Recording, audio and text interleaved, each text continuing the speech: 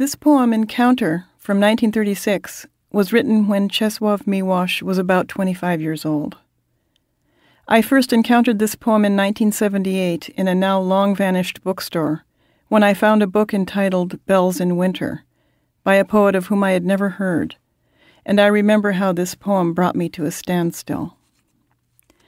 But Milosz didn't want his poetry to cast a spell on anyone. Far from it.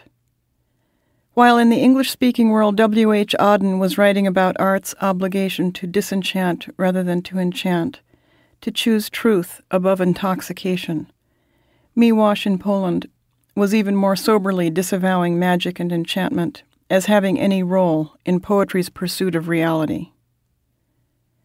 In 1945 in Warsaw, he wrote in his poem Dedication of how he did not want to possess wizardry as a poet, what he called the wizardry of words. He did not want what Prospero calls spirits to enchant, art to enforce. Of course, only someone who is capable of magic in the first place is in a position to give it up. He knew it was always with him. 30 years later, when he was in his mid-60s, and I think touching bottom, he wrote, "With a flick of the wrist, I fashioned an invisible rope and climbed it, and it held me." But there was a difference for him between illusion and miracle, the difference between subject and object. I think his aversion to illusion is a part of his dislike of seduction and a part of his moral need to disengage from power. And this aversion deepened as he witnessed and survived war, tyranny, revolution, orthodoxy, ideology, all of which were synonyms in a petrifying thesaurus that had opened up in the middle of his time and place and language. But in another way, his aversion to illusion also was a measure of the awe he felt for what he called reality, the field of objective existence, all in the details, a ground of being which he considered to be, in its sheer being, miraculous, but also intensely elusive. And just as he believed that poetry is not magic, he believed also that poetry isn't politics or political science or sociology, or religion or philosophy or theory, or a set of answers or a system of thought, or a call to action or a unified vision. He said of his generation in post-World War II Poland, "We were the avant-garde of inhumanity." But he said that poetry had saved him.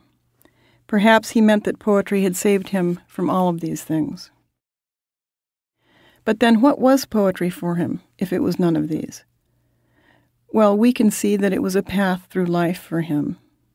He said it was a quest for reality, as opposed to a transcript of subjective experiences.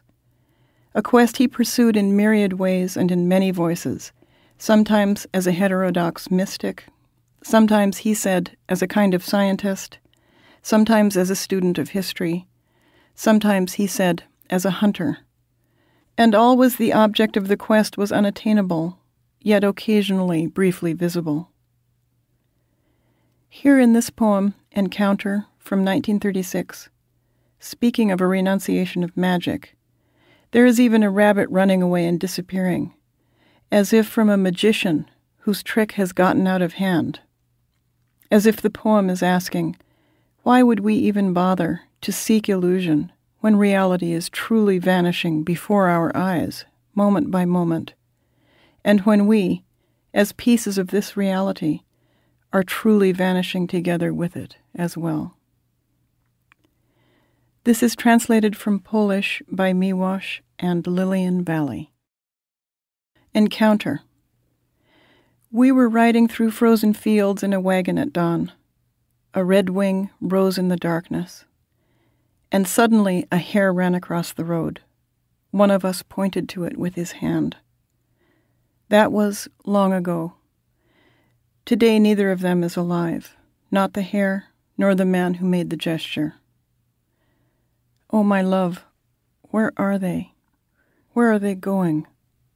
The flash of a hand, streak of movement, rustle of pebbles. I ask, not out of sorrow, but in wonder.